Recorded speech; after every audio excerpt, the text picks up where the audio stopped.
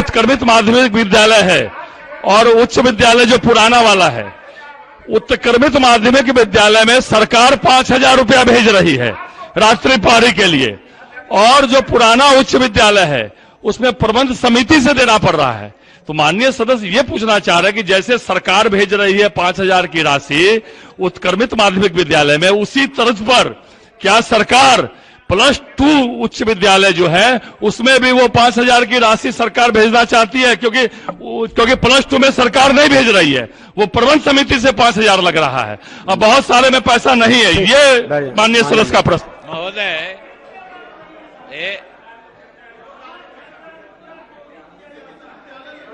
अरे माइक काहे घुमाते, सामने रख के बोलिए ना।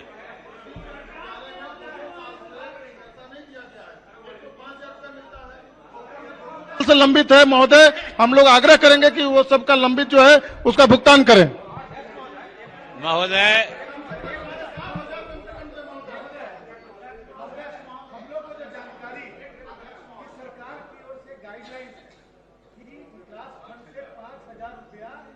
रात्रि प्रहरी को दिया जाएगा, और ये गाइडलाइन जब एक बार जारी हो गया तो हम अपने मन से तो उसको बढ़ा नहीं सकते हैं। दूसरी बात कि प्रबंध समिति उत्क्रमित माध्यमिक विद्यालय या +2 विद्यालय में ही रख सकती है, और उसके नीचे के बारे में शायद माननीय मंत्री जी ने कहा कि पंचायत को और नगर निकाय को दिया गया है। तो ये स्पष्ट होना चाहिए, गाइडलाइन एकदम क्लियर होना चाहिए, ताकि कहीं भूल भी नहीं हो जाए हम लोगों से, और प्रबंध समिति अपना सुचारू रूप से काम करे। बोले राजेश जी। जो पुराने +2 विद्यालय हैं उसमें विकास कोष में राशि नहीं है, और जबकि वहां पर रात्रि प्रहरी की आवश्यकता है, और उनके पास जब पैसे नहीं हैं, और जब आप माध्यमिक विद्यालय में जो अपग्रेड हुआ है उसमें 5,000 रुपये दे रहे हैं, तो क्या अंतर है कि वैसे विद्यालय में जहां +2 विद्यालय में पैसे विकास कोष में नहीं है, तो सरकार सभी विद्यालयों का कम से कम अभी 5,000 रुपये का भुगतान करे। अब इतना लोग बोल दिए, एक ही विषय को कितने बार बताइए सर। जो राज्य में कानून है, श्रम कानून, उसमें यह कहा गया है कि एक कोई अकुशल मजदूर है, एक अर्धकुशल है, एक पूरा कुशल है, उसके लिए मजदूरी तय है 304 रुपया। किसी भी मजदूर के लिए मिनिमम है 316 रुपया है, 380 रुपया है, कम से कम 304 रुपया के हिसाब से तो अधिकार बनता है किसी भी मजदूर का उसको मजदूरी के लिए, चाहे वो कहीं भी काम करे, उस हिसाब से 9,000 रुपया होता है। तो क्या सरकार इस पर विचार करती है? महोदय, बैठ जाइए सब, माननीय मंत्री जी बोला। अरे बैठ जाइए, आप लोग बैठिए, सब लोग बैठ जाइए, मंत्री जी बोल रहे हैं।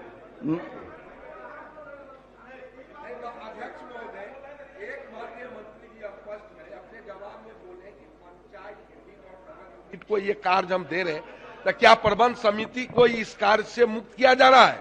ये मंत्री जी स्पष्ट करें। मंत्री जी ने साफ कर दिया कि ऐसा कहा, माननीय मंत्री जी। महोदय, हमने ऐसा तो बिल्कुल नहीं कहा है, 2 बार साफ कर चुके हैं।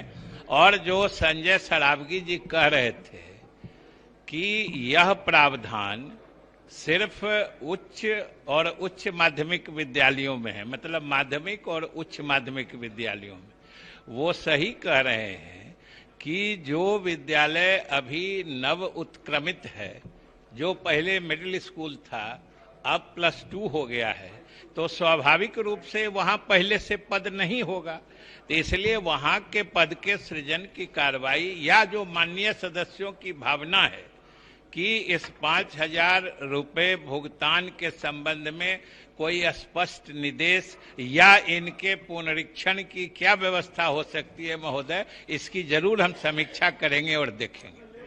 ठीक है, चलिए, हो गया।